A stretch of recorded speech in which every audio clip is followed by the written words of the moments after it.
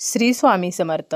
अक्षय तृतीया म्हणजेच आकातीज हा दिवस वर्षातून फक्त एकदा येत असतो आणि 3.5 मुहूर्तांपैकी एक संपूर्ण मुहूर्त म्हणजे हा अक्षय तृतीयेचा दिवस. वैशाख महिन्याला अनन्यसाधारण महत्त्व आहे आणि या महिन्यातील शुक्ल पक्षातील तृतीयेला अक्षय तृतीया येत असते. या दिवशी स्नान करणे, दान करणे हे अत्यंत शुभ आणि महत्त्वाचे मानलेले असते. त्याचप्रमाणे या दिवशी केलेल्या चांगल्या कर्माचे शाश्वत फळ आपल्याला मिळत असते. पद्मपुराणानुसार भगवान विष्णूंनी नारदाला असे सांगितले होते की अक्षय तृतीयेला मनुष्य जे काही काम करेल त्याचे अक्षय पुण्य त्यास मिळेल, जे कधीही संपणार नाही, जे कधीही नाश पावणार नाही. अक्षय या शब्दामध्येच आहे कधीही न संपणारे. अक्षय तृतीयेच्या दिवशी बरेचसे लोक सुख, समृद्धी, ऐश्वर्य प्राप्तीसाठी त्याचप्रमाणे धनसंपत्ती वाढावी म्हणून अनेक उपाय करत असतात. कारण या दिवशी आपण कोणतंही चांगलं काम केलं तर त्याचं अक्षय पुण्य आपल्याला प्राप्त होतं, अक्षय फळ आपल्याला भेटत असते. आणि म्हणून आपण अक्षय तृतीयेच्या शुभमुहूर्तावरती काही गोष्टी ज्या आहेत तर त्या करत असतो. अतिशय शुभ दिवस. त्याचप्रमाणे माता लक्ष्मी आणि श्रीहरी विष्णू यांच्या एकत्रित पूजेचा दिवस म्हणजे अक्षय तृतीयेचा दिवस. अक्षय तृतीयेच्या दिवशी जर आपल्याला कोणतंही शुभ कार्य करायचं असेल तर यासाठी आपल्याला विशेष मुहूर्त बघण्याची गरज नसते. आता यंदा अक्षय तृतीया जी आहे तर ती 30 एप्रिलला बुधवारी आलेली आहे. या दिवशी आपल्याला आपल्या पतीचे औक्षण जे आहे तर ते करायचे आहे. पतीच्या दीर्घायुष्यासाठी आपल्याला पतीचे औक्षण करायचे आहे.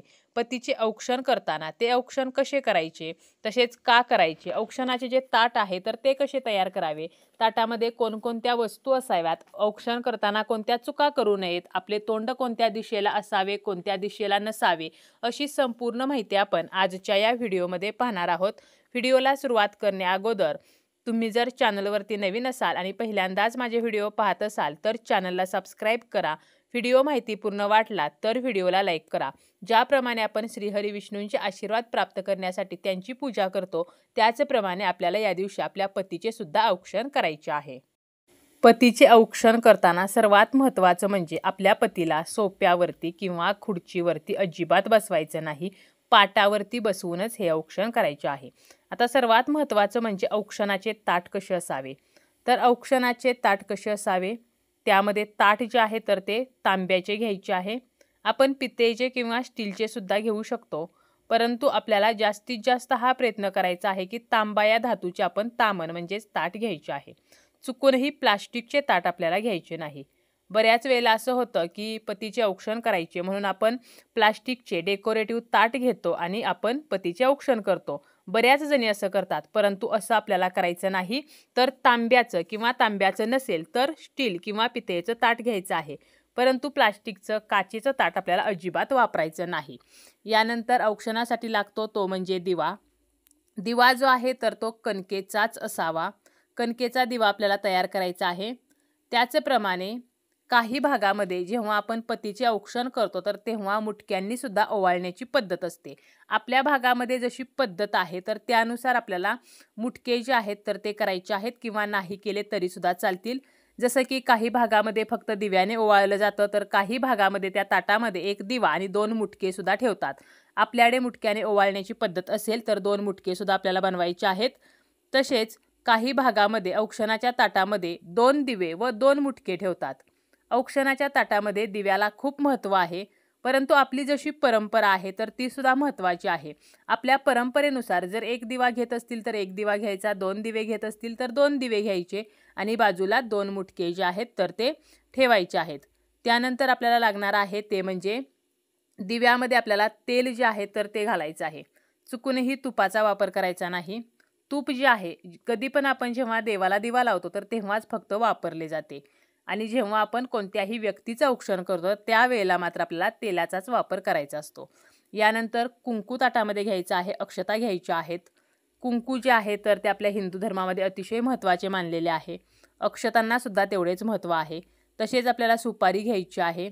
सुपारी जी आहे तर ती अतिशय टणक असते आणि सुपारीप्रमाणेच टणक आपल्या पतीचे आयुष्य असावे म्हणून सुपारीसुद्धा घ्यायची आहे. तसेच सोन्याची वस्तू घ्यायची आहे. सोन्याची अंगठी असेल किंवा सोन्याचं कानातलं घ्यायचं आहे. मंगळसूत्र चुकूनही घ्यायचं नाही, कारण मंगळसूत्रामध्ये काळे मणी असतात.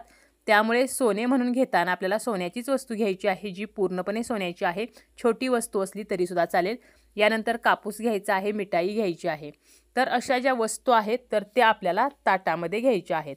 आता आपल्याला पतीचं औक्षण जे आहे तर ते करायचं आहे. प्रथम आपल्याला पाट मांडायचा आहे, त्याभोवती छान अशी रांगोळी काढायची आहे आणि त्या पाटावरती आपल्याला पतीला बसायला सांगायचं आहे. आता पतीने सुद्धा स्वच्छ वस्त्र परिधान केलेली असावीत, हातपाय स्वच्छ धुवून पाटावरती बसायचं आहे. पतीच्या डोक्यावरती टोपी असावी. आता बसताना पतीचं तोंड जे आहे तर ते पूर्व पश्चिम असावे, म्हणजे पतीचे तोंड एकतर पूर्वेला असावे किंवा पश्चिमेला असावे, परंतु चुकूनही उत्तर किंवा दक्षिण दिशेला नसावे. दक्षिण दिशा ही अशुभ मानलेली आहे आणि जरी आपण उत्तरेला जरी पतीचं तोंड केलं तरी जी व्यक्ती ओवाळणार आहे म्हणजे पत्नी, तर पत्नीचे तोंड हे दक्षिणेला होऊ शकते. त्यामुळे दिशेची काळजी घेताना पूर्व पश्चिमच आपल्याला बसायचं आहे. त्यानंतर आपल्याला काय करायचं आहे तर प्रथम पतीला कपाळावरती कुंकू लावायचं आहे, त्यावरती अक्षता चिकटवायच्या आहेत, डोक्यावर अक्षता टाकायच्या आहेत. त्यानंतर सोने व सुपारी एकत्र घेऊन प्रथम पतीच्या कपाळावरती मध्यभागी टेकवून त्यानंतर त्याच्या उजव्या आपल्याला खांद्याला लावायची आहे आणि उजवीकडून डावीकडे ओवाळायचं आहे. पुन्हा ताटाला लावायची, पुन्हा डावीकडून उजवीकडे आणि पुन्हा उजवीकडून डावीकडे, तर असं 3 वेळेला ओवाळायचं आहे. जेव्हा आपण सोने सुपारी कपाळाच्या मध्यभागी लावतो तर तेव्हा शिवशंकराच्या सात्विक लहरी आपल्या पतीला प्राप्त होत असतात. म्हणून आपल्याला सुपारीने सोन्याने ओवाळायचं आहे. सेपरेट आपण हे ओवाळू शकतो किंवा सोने आणि सुपारी एकत्र घेऊन ओवाळलं तरी सुद्धा चालेल. त्यानंतर कापूस जो आहे तर तो पतीच्या डोक्यावरती ठेवायचा आहे. आपल्या पतीला दीर्घायुष्य मिळावे तर म्हणून हा कापूस पतीच्या डोक्यावरती ठेवला जातो. आता आपल्याकडे जर मुटके जे आहेत तर ते सुद्धा ताटामध्ये ठेवण्याची पद्धत असेल तर मग काय करायचं, ते 2 मुटके दोन्ही हातामध्ये घ्यायचं आणि पतीची नजर काढायची आहे. इडापिडा टळू दे बळीचे राज्य येऊ दे, तर असं म्हणत 3 वेळेला नजर काढायची आहे आणि त्यानंतर हे मुटके ताटामध्ये पुन्हा ठेवायचे आहेत. आणि यानंतर आपल्याला दिव्याने औक्षण करायचे आहे आणि हे औक्षण सुद्धा आपल्याला 3 वेळेला करायचं आहे. पतीच्या चेहऱ्यावरती दिव्याचा प्रकाश पडेल तर अशा पद्धतीने आपल्याला आपल्या पतीचे औक्षण करायचे आहे, म्हणजेच पतीला ओवाळायचे आहे. आणि यानंतर पत्नीने पतीच्या पायावरती डोके टेकवून नमस्कार जो आहे तर तो करायचा आहे. तर अशा प्रकारे अगदी साध्या सोप्या पद्धतीने आपल्याला या दिवशी पतीचे औक्षण जे आहे तर ते करायचे आहे आणि पतीने सुद्धा पत्नीला भेटवस्तू द्यायची आहे. आता भेटवस्तू देताना जोडीमध्ये द्यायची आहे आणि शक्यतो सौभाग्यवान द्यायचं आहे. जसं की बांगड्या दिल्या तर 2 बांगड्या द्यायच्या, पंजन द्यायचं किंवा जोडवी द्यायची, टिकलीचं पॉकेट दिलं तरी 2, सिंदूर दिले तरी 2 द्यायचे. तर अशी कोणतीही जी सौभाग्याची वस्तू आहे तर ती द्यायची आहे.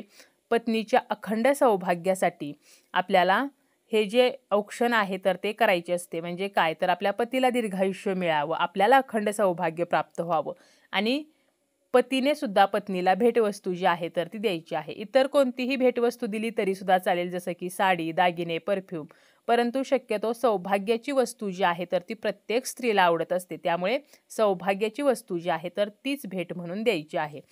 आपण जे कणकेचा दिवा केलेला आहे किंवा मुटके केलेले आहे तर याचं पुन्हा काय करायचं, तर दिवा जेव्हा विझेल तर त्यानंतर आपल्याला हा दिवा एखाद्या झाडाखाली ठेवायचा आहे. मुटके सुद्धा एखाद्या झाडाखाली नेऊन आपल्याला ठेवायचे आहेत.